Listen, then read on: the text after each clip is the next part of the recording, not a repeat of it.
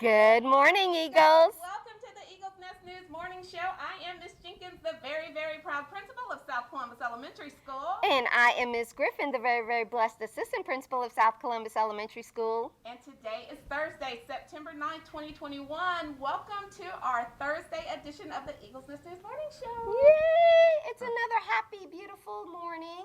It is. You can feel the crisp air. Oh, yeah. It's very nice this morning, and we're going to get high up to 88, which I think is going to be another beautiful day. I like those temperatures. So partly. You guys partly cloudy. I don't think we'll actually feel any rain drizzles. But it was raining this morning at 4:30, just know that. Yeah, but you would be the only one that knows that. And tomorrow we are looking at about the same. I think the rest of this week, weekend, going into the weekend, it's going to be very nice. Yeah, I like that. Thank you, Mother Nature. Pre-fall weather. Yes. And today, let's talk about what Ms. Bigelow is preparing for lunch. We have corn dogs, baked beans, fruit, milk. As always, teachers, please get your lunch counts in by 9 a.m. so that they can prepare adequately and support our school nutrition program by buying the extras after you have your nutritious lunch. They sell chips, drinks, and ice cream. Please help us, support our school nutrition program. And Ms. Bigelow thanks everybody. And she says, make this a great day. I love it. And our theme for today, Thankful Thursday. Thankful Thursday, and we have so much to be thankful for. One, I just got to say this. We have to thank everybody that has liked our YouTube channel, liked our Facebook page, subscribed to both of those, and watched our fancy. Oh, that was so nice. I know, our virtual open house video and our soaring PBIS video. So I think they're going viral, if I do say so myself. But that's okay. So if you haven't done so, please check your text because we sent out the links on text. But you can always go to our Facebook page at South Columbus Eagles, and we have put links on there for those two things, and you can watch at your leisure. And please share with your family and friends. We also need to thank Carol Bowden and her Girl Scout troop. So Miss Bowden came to our school last week just out of the blue and said she'd like to donate school supplies and book bags. So we'll have her picture linked up above. And she just donated school supplies and book bags to us. So thank you to Miss Bowden and her Girl Scout troop. And I do believe Miss Bowden has some connection. Either she taught here or went here or grew up in this neighborhood. So we do appreciate her supporting our instructional program by donating those school supplies. And we also need to thank Wal-mart. That's right. Yes. So Wal-mart donated, and this is the Wal-mart on Victory Drive. I'm not sure what the number of it is. They all have their own code. Yeah. Walmart donated school supplies as well, and we filled up an entire SUV with school supplies for our kiddos. So we are very thankful to our local Walmart for supporting our instruction Yes, program as definitely. well. And that was great. But we also are thankful for community support in the form of the Boys and Girls Club. So we have a special guest today, Rodney Close, who is the CEO and president of Boys and Girls Club of the Chattahoochee Valley. We'd like to welcome Rodney Close. Welcome. Thank you. And Rodney, you can talk now. We've kind of given him some script. So tell us a little bit about yourself and your background, where you're from, and how did you get here? Sure. I grew up in Bainbridge, Georgia, all my life, and mom was a single parent. We stayed with our grandmother. I'm sure you can imagine. We slept in a twin bed together, graduated to a full-size bed, and my grandfather was pretty much the man in my life that really taught me work ethic. Yes. Really just was there for me, and of course not just my grandfather, but my grandmother and that whole village, the church, the community, and of course I had a loving mother who to this day is just I'm where I am because of her. She worked factory jobs all her life, and so graduated high school, had an opportunity to got drafted by the Atlanta Braves out of high school. Had an opportunity to go to the University of Georgia, so my decision was to go to Georgia. Always wanted to go to Georgia. And Listen so, at that, kids. He chose his education over those sports because those will be there. Education is important. That's a good choice. yeah. And so married my high school sweetheart. You know, and for I think we're right at 24 years coming up, and she is my rock. And Aw. we have a son who's 14 years old. He's God a bless y'all. freshman at the. Yes, yes, yes. We see it every day. Yes, yes. And so after baseball, had a great college career at Georgia, enjoyed it, and after baseball, I was ready to kind of turn the corner and just focus on my what's next, meaning a job. And so, and my goal was to be a guidance counselor, was getting my degree in education. I did get it in education, but I've never taught. And so I was, during that time, finishing up my degree, I was working at a Boys and Girls Clubs in Athens and Pauldo in public housing. Uh-huh. And really, I was like, the guy who's a mentor to me today and a good friend, I was like, you can work and have fun with kids and get paid? Every day at South Columbus. Yeah, and back Hashtag facts. Absolutely. And back then, I just needed a job. And so, coming from a single parent, you know, one, I had to find a way to kind of make ends meet and find a job. And so for 25 years, I've dedicated my whole career to working for kids, serving kids, raising money for kids. And it's been a blessing. You know, we were here in Columbus in 1996 to 99, running a club. Left and spent most of our time in Atlanta. We came back December, it'd be 9 years ago. And so was asked to come back to lead the organization. And so for me, it's a joy, it's a blessing to work for kids that some grew up like I do, single parents and grandmothers and so forth. And also just get an opportunity to help people in our community understand the struggle of a lot of our kids and the challenges and so forth.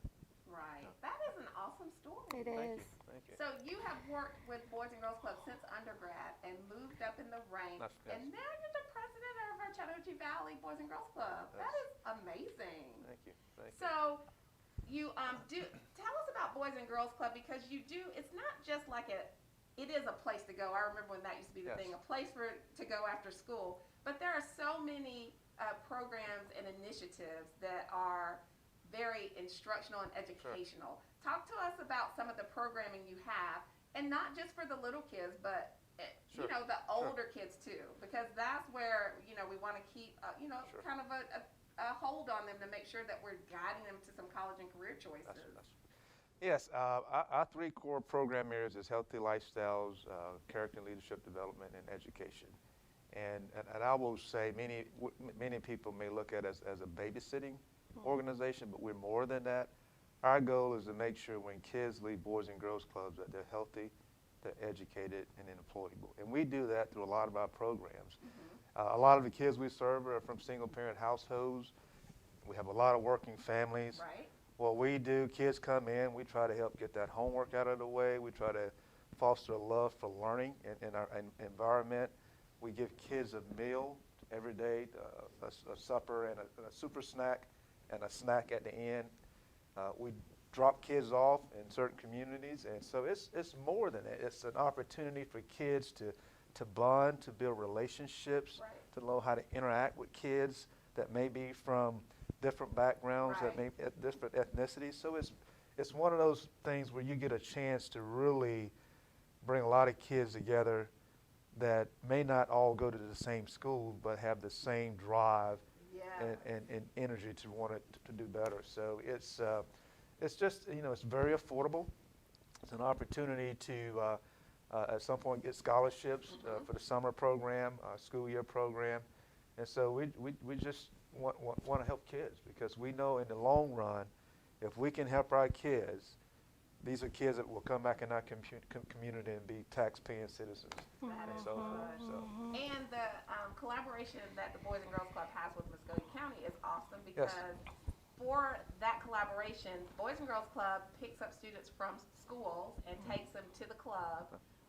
They also communicate with the schools for attendance and grades, and they have their own different, like, computer lab set up, or kids take their devices, but they know like all of our programming, like AR, IXL, Achieve, Lexia, and those kids can go to the Boys and Girls Club, and as a part of their, homework help and, education support, those club members can help students with some of those programs. So I just think that is awesome.